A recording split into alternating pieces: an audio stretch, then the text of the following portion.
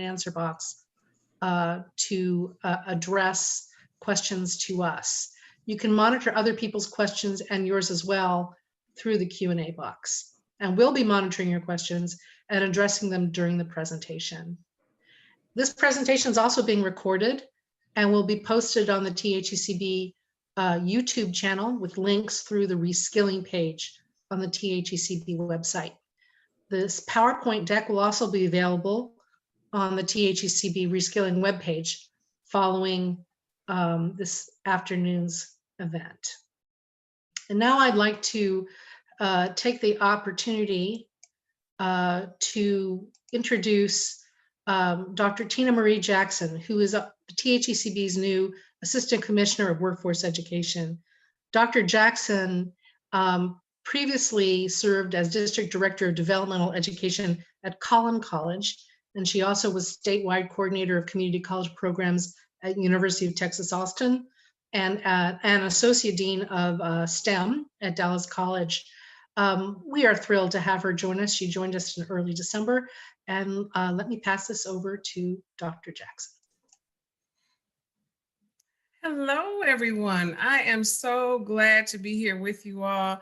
You know, we've been through a lot in 2020. And first, I just want to say congratulations. We've all made it to the other side, and we are in 2021. This is such important work, and this is such an important time to talk about reskilling and upskilling for the next generation of students who are coming down the pipeline, and also for our Texans across the state who are underemployed and unemployed. We're very strategic and intentional with this work, and we are just so glad you are here with us today. Today, it's all about how can we fast track students to the pathways that lead to the hot careers that we know are available across the region, different places, across different regions here in the state of Texas. I'm so glad to be here with you all. So glad to serve as your Assistant Commissioner of Workforce Education here at the Coordinating Board. And I have many colleagues that I would just like to say hello to you, Happy New Year, and thanks so much for joining. You can go to the next slide, please. So what are we talking about today? A lot of you have already heard the buzz about the GEAR funds. You're very familiar with what the governor has done with the emergency relief funds. And I'm just excited to share more about that work. And so as you can see here, there's a list of how the funds have been distributed. And of course, today we're going to talk about upskilling and reskilling. Initially, as all of us know, we had the CARES Act that came out last year in 2020, and those funds really helped to support the work that we are rolling out with this round 2 of the work that we're doing currently. And so how this plays out for us here at the Coordinating Board is that we're being very strategic, making sure that as we move forward, the students who need to return to get the credentials they need are supported. And so this work is definitely needed, and these funds are essential to move our state forward. Next slide. So who are those students?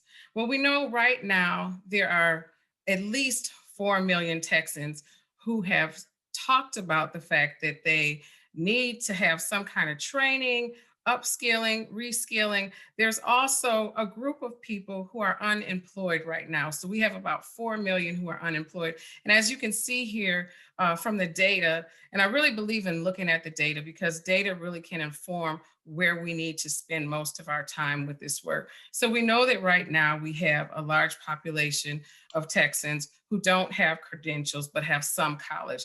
And so we would like to bridge that gap and really help that group. We also know that we have 4 million unemployed people here in our state. And what do we need to do? We need to build capacity, and we need to ensure that they're able to finish those degrees, certifications, or they need to get those credentials necessary to get into these hot career pathways. So as you can see here, we did a great job in 2019 of capturing and helping students to move forward. And we hope to do the same and better in 2021 and moving forward. You can go to the next slide. So some of the information I wanted to share is that we have been talking to many of you in the field about what's happening on the ground, because it's important to have conversations not only at the community and technical colleges, but also at the universities, and then also with our industry partners. And so there are many industry partners who, of course, are very interested in this work. We have connected with 6 community colleges, 5 universities. We've connected with Texas State technical colleges, and we've also talked to folks in the industry. So be aware that as we do this work, we're being very strategic and intentional about engaging the right players so that we make informed decisions about how things should roll out. Next slide. So here's another snapshot of what reskilling looks like as far as this fund is concerned. We are really talking about supporting displaced Texan workers who need to reskill or upskill, getting them back in the workforce. Maybe some of your students stopped out for various reasons. We know students stop out. How can we get them back enrolled? They're close to completing and they just need a gentle push. And so this is the group we're referring to. How can we make sure that as they move forward, we can support them? And so this is a fund that is available to help that group of individuals.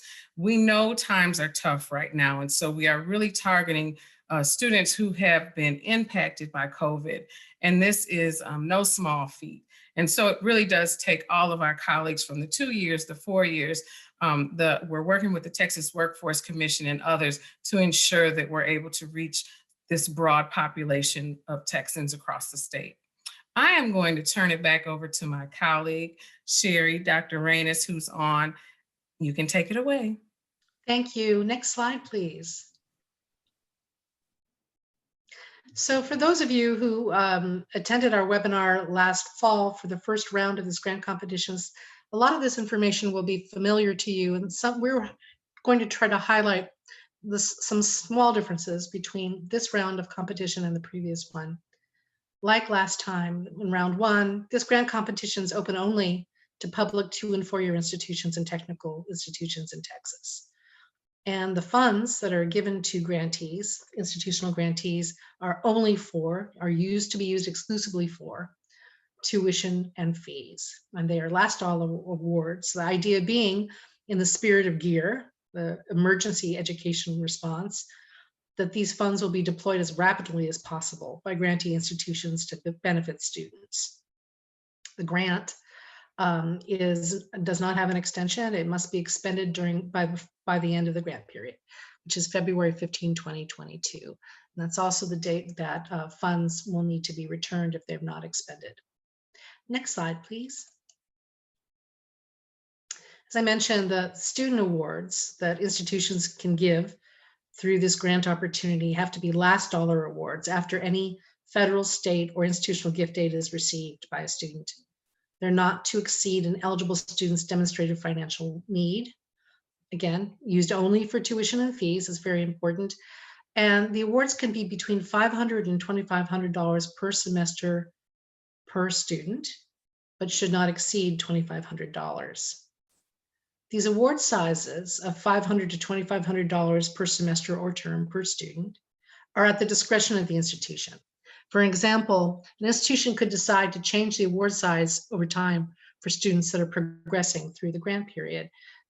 Say in your initial award to a student, you decide to give them $2,500. They re-enroll the following semester or term, still within the grant period, and you decide to lower that amount to $1,000 or to $500. That is at your discretion. Next slide, please. It's really important to think through the 2 elements of eligibility: eligible students and eligible programs. This is the list of requirements for eligible students to receive support through this grant opportunity. They are taken from Section 5.2 of the RFA that was published on December 18. They're also repeated in Appendix A. And so what I'll do is I'll just run through these, highlight what's a little bit different from the first round, and then talk a little bit more about some of the nuances of these things that have come up in questions that we received from the field over the past couple of months. So first and foremost, eligible students have to be Texas residents, eligible for in-state tuition, determined in the fashion that your institution does that.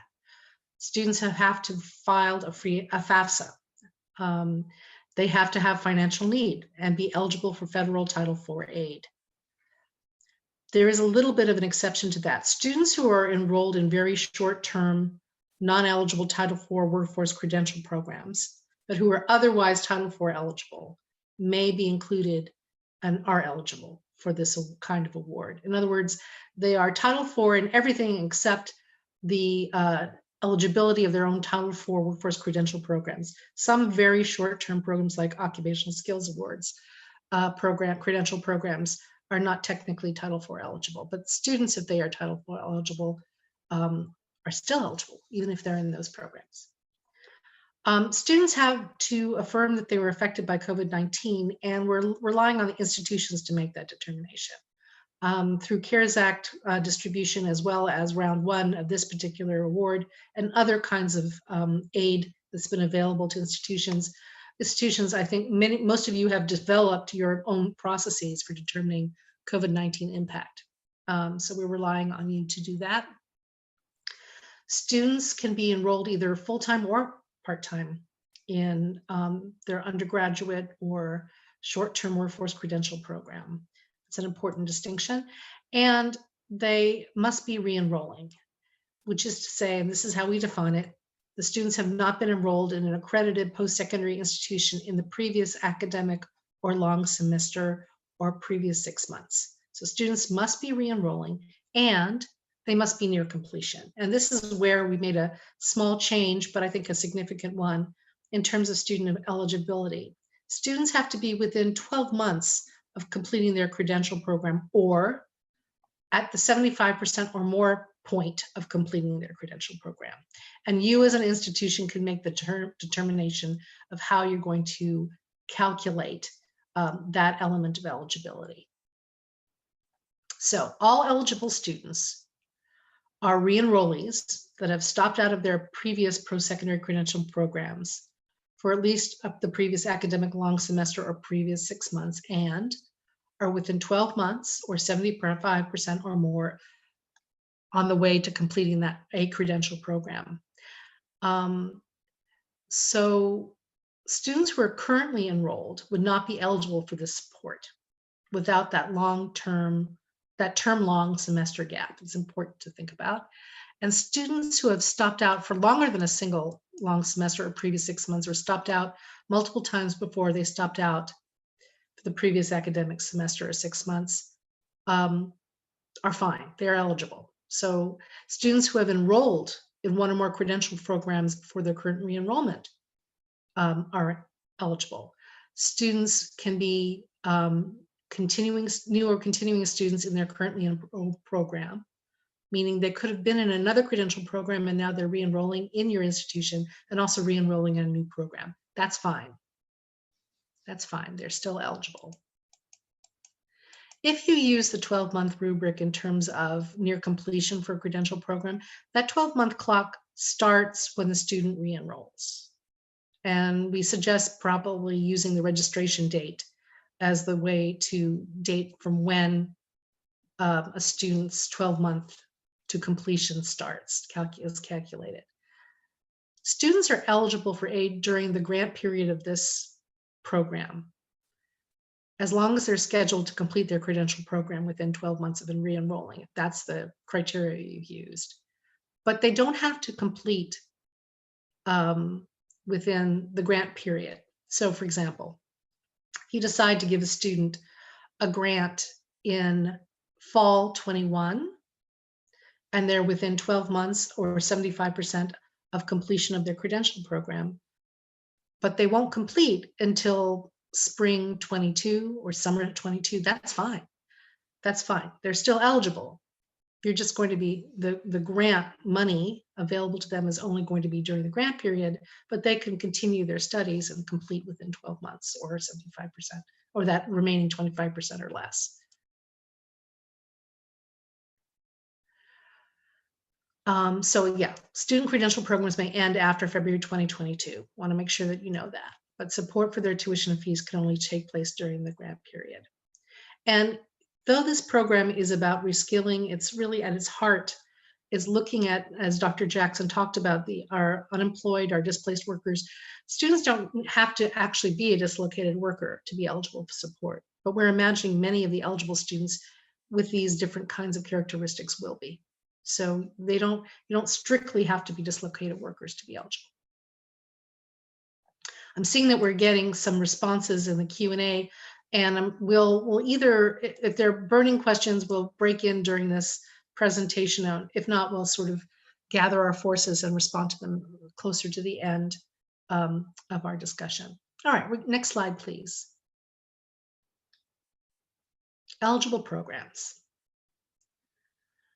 We've sort of broken this down into two categories: high value short-term workforce credential programs of fewer than 60 semester credit hours, and undergraduate degree programs. Under the category of high value short-term workforce credential programs, that means credentials that may be converted to credit or stackable to credit-bearing programs. That is, sub-level 1 certificate programs, very, very short-term programs, are eligible. Level 1 certificates, level 2 certificates, level 3 enhanced skill awards, and advanced technology certificates are also eligible. All those programs are eligible. The high value workforce credential programs have to be aligned with high value occupations in your region, as determined by the resources provided by the Texas Workforce Commission's Target Occupations Regional List, or information data that you are able to gather about above average wages, strong job placement in your region, that you may have gathered from labor market information from employers, from your regional workforce board, or other sources. So, but this is an important point, and we'll talk about it a little bit more further on. We do want to know how you determined or how you make a determination of these high value short-term workforce credential programs that you'd like to support. Moreover, associate and baccalaureate programs that are eligible students, prior academic credits will enable them to complete within 12 months, or they're 75% through, are also eligible. The applicant's rationale for the selection of these programs is so very important to the success of this proposal. Your rationale should be robust, it should be clear, it should be grounded in data and research and consultation. And we're going to talk a little bit more about that in detail in a minute. By the way, when we talk about eligible credential programs should be fewer than 60 semester credit hours, we also say or the equivalent amount of continuing education units, or CEUs. So it doesn't strictly mean that you need to measure this in terms of semester credit hours. Next slide, please. This is a table that you will find in the RFA concerning award sizes, the way we would like institutions to indicate how many students they intend to support, and some information about what our intentions are about numbers of awards. As I said before, there are no requirements regarding how the award is distributed during the various semesters and terms during the grant period. Institutions can spend a lot of money up front or spread it out across the different semesters and terms during this grant period. It's truly up to you. These award sizes are based on the minimum number of students supported. So you can see the largest award size of $1.5 million, by the way, per institution, indicates that you're willing to commit or want to commit to 1,000 students supported during the grant period. 750 suggests 500, at least 500 students supported, 300, at least 200 students supported, 112.5, 75 students supported. We say minimum numbers of students supported purposely because, as we talked about before, the amount of funding you provide per semester per student is up to you, and it can vary a lot. So technically, you are pledging to do this minimum, but you could certainly do more students if you are so inclined and if the dollars run the right way. The The one piece of this that we wanted to talk about a little bit more is concerning partnerships or consortia and how partnership and consortia grant requests are composed. If you have a partner or planning to have a partnership with another public higher education institution, each institution should select the award size that matches the estimated number of students that will be supported by that institution. And the lead grant holder, the institution that takes the responsibility of submitting the application, may also request a supplemental award, which we'll talk about in a minute, that would support the partnership consortia. The grant award requested will be the sum of all these different amounts from all the partners, plus a supplemental award requested if there is one, which means that the maximum size of an award per institution is $1.55 million. The actual grant size for a consortium or partnership could be much, much larger though. If you had 2 partners or 3 partners that were all pledging to do 1,000 students each, you would be requesting a grant of $4.5 million plus a supplemental award, I imagine.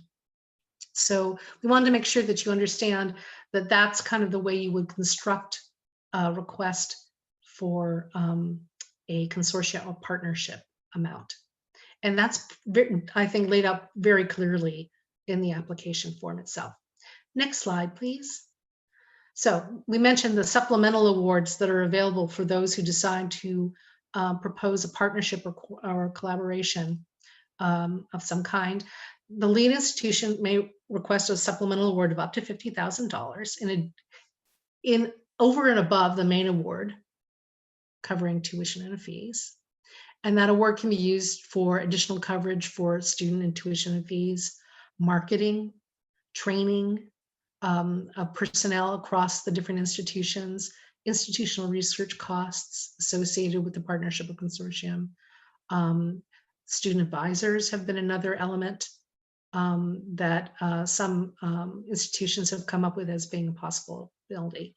The one thing though to remember is since the source of this funding, for very good reasons, it's federal, supplemental awards have to be used to supplement and not supplant the use of existing funds from federal, state, local, or institutional resources. That's RFA section 6.2.2, which means if you want to hire folks to help you with the publicity or with advising or with trainings, these activities should be distinctive and supplemental, not supplanting existing employed personnel or resources that you have. They are new, they are dedicated to this purpose, and they have to be entirely supplemental. Next slide, please. In a minute, we're going to talk a little bit more about the resources you can use to help select the degree programs, the credential programs that you would like to have supported. But we wanted to just sort of get to the 4 core factors that we'll look at as we evaluate your applications. The first and foremost is the most meta kind of criteria, which is the degree to which the submitted plan matches our program priorities. In the program's RFA for round 2, there is a description of the purpose and the genesis of this program. Pay attention to it and make sure that the kinds of responses you have in your application refer to and amplify those ideas. Second, strength and clarity of the rationale supporting the selection of the credential programs you're selecting. As I've said before, earlier slides, that's extraordinarily important to us. We want to know that you've been thoughtful, researched, and come to a conclusion about why these particular programs are eligible for this program and will be helpful to your students. Third point, we want to, and we give you room to discuss what your aid distribution plan is, and we're looking for a robust plan that's very clear. And lastly, we want you to provide us information about your capacity to identify and track students that you provide support for through this program. Your track record, the assurances that you can make about this are of very large importance in analyzing and evaluating your application. Next slide, please. So in addition to those 4 core factors, there are 4 sort of bonus points or selection criteria that we also have, and they're part of the application. The first is this opportunity in the proposal form to provide compelling additional information on the nature of the students who are in need of tuition and fee support in these credential programs. And also your plans for outreach to prospective students from demographic groups that have been disproportionately impacted by COVID-19. So this is a place where you can, a location or an opportunity to fly your flag in terms of describing what's going on with your students and how you intend to reach out to them. And it's worth some additional points in the evaluation of your application. How rapidly you are able to deploy the funds, because again, these are emergency aid, this is emergency aid, is another element of bonus points. Again, it's up to you as an institution about how you distribute the funds over the grant period. But if you deploy rapidly, meaning during the spring, summer, and fall semesters of 21, you get some extra points for that. That's your intention. The third point is something we've already stressed, and we'll just say it again. Having a partnership or a consortium with other public independent higher education institutions provides with extra bonus points. We would love to see more applications that suggest partnerships and consortia. And finally, if you can make the claim that 30% or more of your enrolled students at your institution hold at-risk status as defined in the RFA, but also in the THECB Almanac. That's a yes or no question on the proposal application. It also provides some additional bonus points. At-risk is defined in the THECB Almanac and in the RFA is this: students who receive Pell Grants, students who graduated with a GED, are 20 years or older when they first entered college, started as a part-time student taking fewer than 12 hours, or had an SAT/ACT score less than the national average. Those are the criteria that we hold at risk, call at risk through THECB. Okay, next slide, please. Now we're going to look through the just the elements of the application. And there are a variety of different pieces. The actual application form itself is pretty short. First, there's a certification page where you have your leadership indicate their commitment to this effort.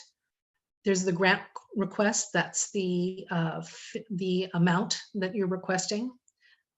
There's contact information so that we have a primary contact, whether you're a consortium, partnership, or a single institution, we know how to reach you. Then the very important section, the project summary, how the credential programs were selected, and a description of how they were selected, the programs that you decide to support, and how you figured that out. A description of your distribution plan, and information on how you're identifying and tracking students. On the credential programs, be sure to let us know, it's in the form, but please be sure to let us know the type of credential credential program it is, and its zip code. It's 4-digit zip code. It's very, very important. Please do that. And if in the case of proposing short-term high-value workforce credentials, be sure to use the categories of credentials outlined in GIPWE, the guidance on post-secondary workforce education. The language, we would like to be consistent in language, so we'll be able to understand what kind of program it is. And especially for those that are short-term credit converting or stackable to credit-bearing program, we're also asking you to tell us the name and zip code of the credit-bearing program that the short-term credential program links with. So in other words, fill out the form, please. Be sure to give us the information we need about the name and zip codes of the programs that you decided that you want to support. Next slide, please. Then there's a section called Description of Applicant or Applicants, which gives you another chance, or it gives you an opportunity, I think a really important opportunity, to say why you're doing this. And if applicable, if you're doing a partnership or consortia, consortium request, give us a little bit more information about how that's put together and how you see the roles and responsibilities of the grant being shared across the partnership consortia. Then there's a section on assessment of need. That's part of the bonus point configuration, where you have an opportunity again to be more robust about and to explain student need. There's a little section on projected timeline and estimated number of students supported. You're not held to this. This is just to give us an indicator of how you plan to distribute and deploy as rapidly as possible these dollars. And then there's the verification. Do you have 30% or more at-risk students? That's all the elements of the application. Next slide, please. So applicants, we're asking you as applicants to consult data resources to determine high value workforce credentials and what undergraduate degree programs should be selected for support. And the Texas Workforce Commission's Target Occupations by Region is a really wonderful resource. In fact, we have a link to it on our website on the Reskilling page. Though that information is updated quarterly, it's really very good labor market information.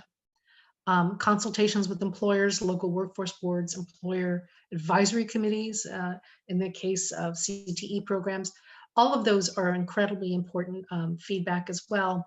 The institutional research you do yourselves on labor market trends, the work that you did on your Perkins Comprehensive Local Needs Assessment, if you're a community college or technical college, or WIOA for that matter, also could be important data for you. We at the Texas Higher Education Coordinating Board worked in tandem with the Brookings Institution over the past couple of months to develop something we call the Texas Workforce Development Toolkit, which also has a link on our Reskilling website page. This is from the Global Economy and Development Program at Brookings Institution. And what Brookings did was take TWC regional data, as well as Burning Glass regional data, and configured that data and did analysis and added different kinds of metrics that we think might be helpful to you in constructing your rationale and selecting eligible programs. As I said, the link to the toolkit is on the Reskilling page of the THECB website. It was developed and is sort of still being developed actually by Brookings to support this program, but also Texas more broadly. And we'd encourage you to use it. Something like 60% of applicants in round one actually did use the Texas Workforce Development Toolkit when they put together their rationale and made their selection of eligible programs. So it's gotten good reviews so far, and we're hoping you find it useful. We'd encourage you to take a look. So this is just a glance at the reporting schedule. This grant period is a little bit of an odd one. It's going to run from February of this year through February of next year, February 2022. And so we'll be asking for 4 different reports on this: program reports and financial reports. The program report will be a narrative report on the status of the program and information on the students supported by the program. Financial reports will indicate the expenditures through the time period being reported on. We're going to give you more details about the required reporting that will in the near future. And so nothing to worry yet about on this one. More information will be forwarded to you about it. One thing I might also add, though, this process of distributing funding through Reskilling is a learning opportunity for us, but also we think for everyone, all institutions in Texas. And so in service to sharing best practices and ongoing capacity building regarding Reskilling, we're asking that awarded institutions participate in research and information sharing efforts up ahead, such as additional data collection and webinars, conferences, or regional meetings as determined by THECB. That request is in RFA section 6.3. And we're really excited about the information sharing and the knowledge building we all can have through the outcomes of this particular grant program on Reskilling. And now I'm going to throw it back to Dr. Jackson.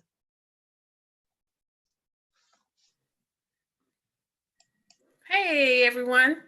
I was just trying to answer as many questions as possible. All righty. Well, we're excited to share with you this application calendar. Here we have it. You all know that we rolled out the RFA release back in December, 2 weeks ago. So this is really a quick turnaround time. And what that means is that as of tomorrow, you can make any final inquiries that you have. And then the deadline for the application is January 15th, and you will be notified. Notifications will go out on February 5th.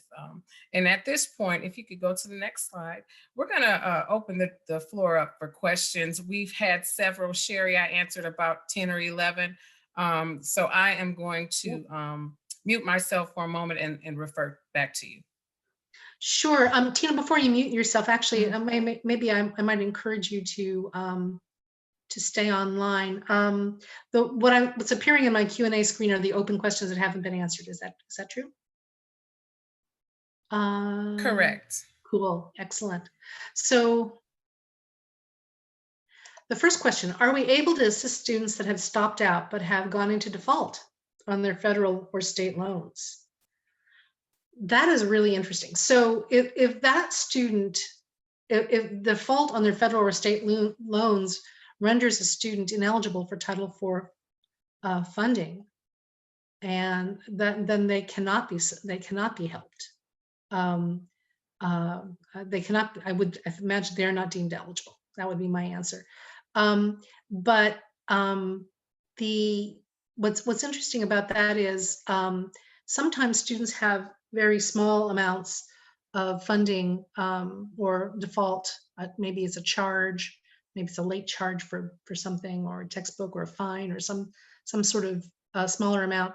It is up to you as an institution to make a determination about how to deal with that. Some institutions have decided to forgive those particular debts, especially if they're small ones. Others have not. But it will be truly up to you. In this particular case, if default renders a student Title IV ineligible, they are ineligible. Okay.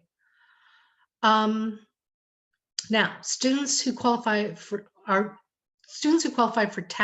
or TAFSA actually, are not included. So as we talked about in the earlier piece on student eligibility, students have to be eligible for in-state tuition as determined by the institution. So I would refer you to that standard if you're thinking about whether or not FAFSA-TAFSA students are eligible. Okay, let's look at the next one.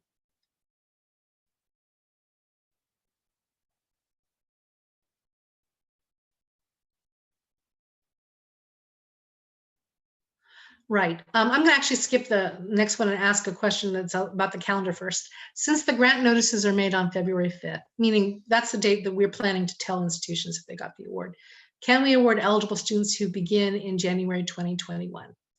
My thought would be yes, that you could, because they'll be enrolling in spring 21, and that's allowed.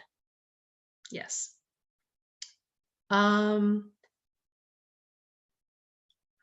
Next question, I think, is concerning the native and non-native student, which is something that I think is high on a lot of folks' minds. If a student is graduating a high school dual credit program in 2019 and didn't enroll at my institution, what is the source? It doesn't matter where a student was, whether they're native or non-native. If they're re-enrolling in your institution, they're eligible to get support from you. Okay, and if they are dual enrollment students and they're still in high school, of course, that's not eligibility. They're not really enrolled in your institution. They have to be enrolled at your school. All right, let's go down a little bit further. We have some specific cases, which if you don't mind, we'll answer separately. an answer to you directly. Can you define what fees can be included? Application, readmission, student orientation fees, online fees, etc. Really great question. So we purposely didn't get too granular about what fees are. Institutions have a certain set, a conventional notion of what fees are associated with tuition, mandatory fees, right? So we purposely didn't get too specific, but your institution's mandatory fees are the tuition fees that can be included in the award to students, if that makes sense. All righty.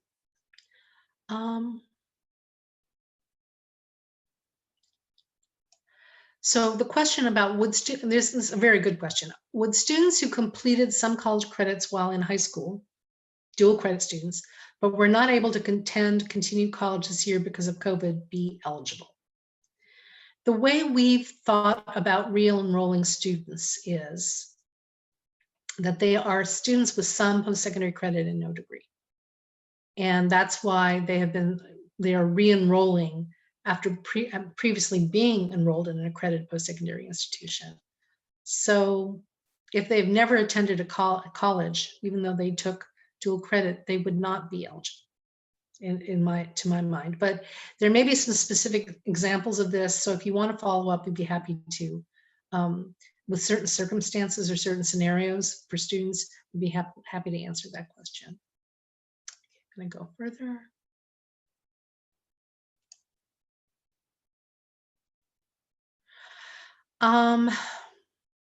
Can you please define what is considered a need? Because some students only qualify for loans which are not need-based loans, right? Need is defined as financial need, first and foremost, and the determinations are made by institutions. Institutions have different criteria very often for determining what level of need should be met by financial support. Having a student fill out a free application for federal student aid, the FAFSA form, is one way of indicating need, but we leave it to the institution to determine financial need availability. I hope that answers your question. If not, we can follow up, as I said. I think we have another question about students enrolling in January 2021. And the answer was yes to that.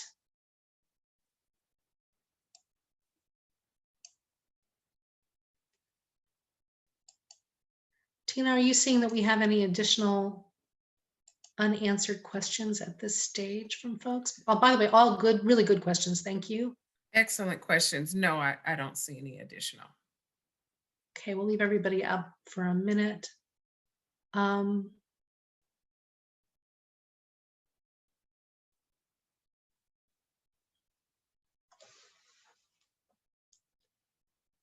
Yeah, I think we did answer. There is one question outstanding that says, can you define how you're determining need? I think we just responded to that one. Let's see now. This is a good question. What if the student's federal aid covers the entire cost of tuition and fees? Would they still be considered part of the reskilling program for tracking purposes? We're not going to ask you to track students who were not given an award. At least at this stage, we don't want to.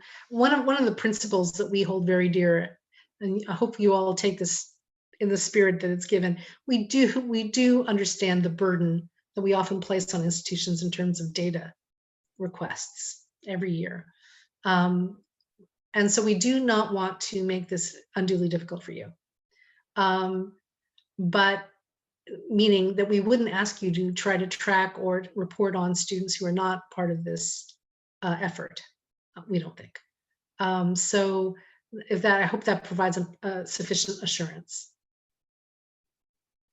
But you know what? If I was an institution, it would be terrific to follow that kind of student too, wouldn't it? And see how you're doing as an institution in terms of supporting students above and beyond this particular grant opportunity. Is there a penalty for returning funds not awarded? Really good question. Frequently asked question, actually. No, there is not. Let's see, next question. The tuition fees. The tuition fees are standard allocated, including out-of-state fees. Well, the out-of-state fee piece, as you said, as you saw in the eligible students list, students have to be Texas residents eligible for in-state tuition. So out-of-state fees would not be included. Books and costs for books, equipment, things of that nature are not standard fees. So they would not be included in coverage of fees. You're right.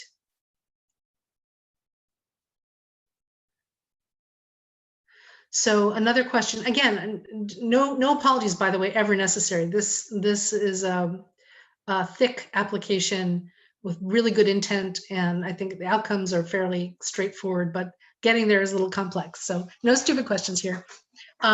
Question, can we award this to a new student with no previous education coming in to take a program less than 12 months? And the answer is no, because they would not be re-enrolling. They need to be re-enrolling and near completing.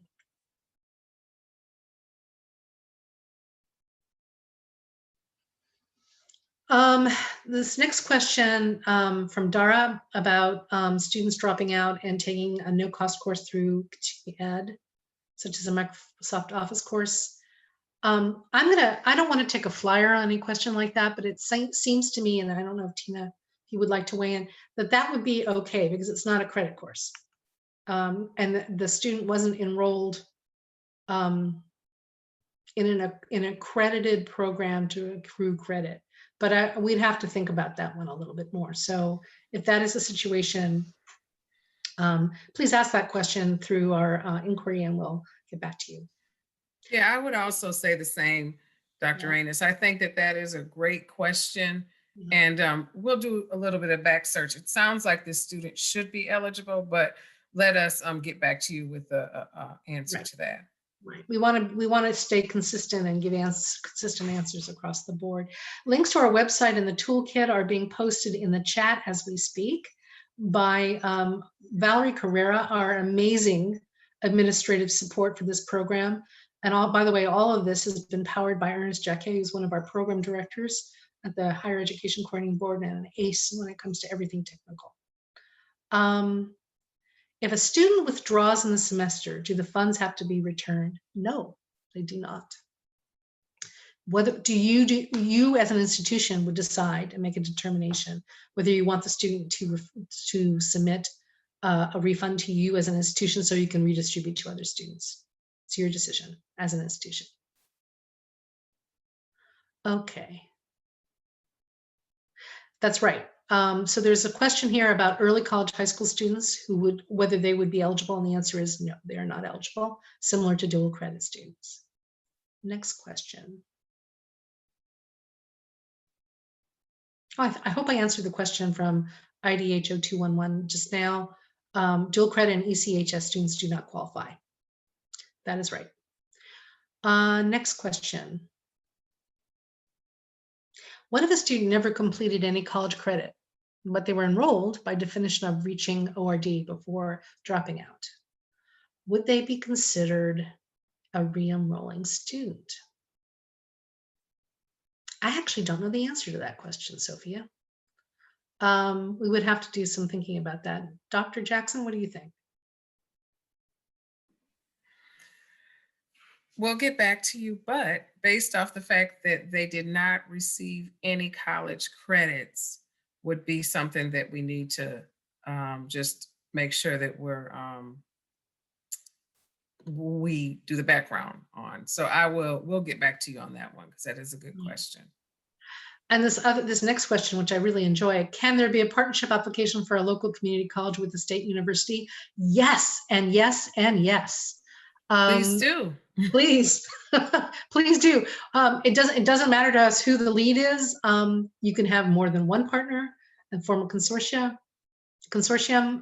We, in our first round, awarded 3 different consortia grants.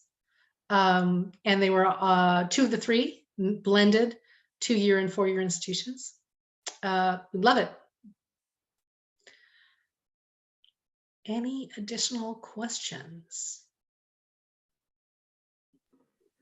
We're coming close to time. So are we allowed to partner with nonprofits? Good question. So in terms of the grant award, strictly speaking, no. The nonprofit wouldn't be able to request funds. The funds are for tuition and fees for students, right? So your partners and consortia members should be other higher education institutions, public higher education institutions. Now, in your planning of your work, do you want to include other nonprofits? More power to you. This grant, though, has a very particular purpose in terms of supporting students.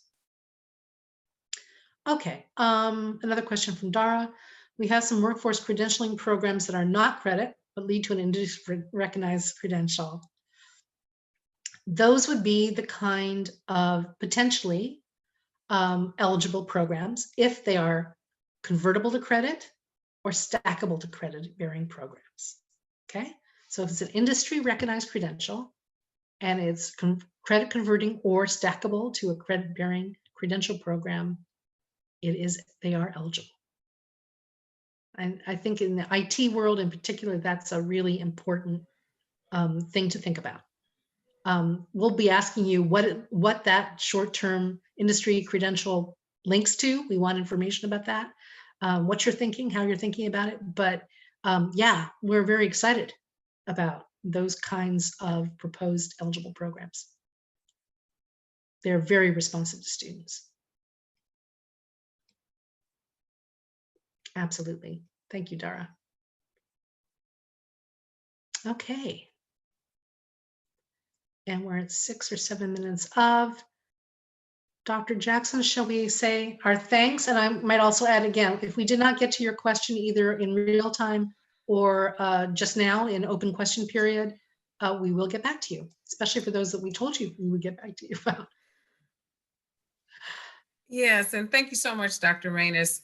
Thank you, colleagues, for joining us today. Please feel free to reach out to us if you have any additional questions. We know this is a quick turnaround time. We are responding within 24 hours as we receive any questions or comments or concerns about the actual application.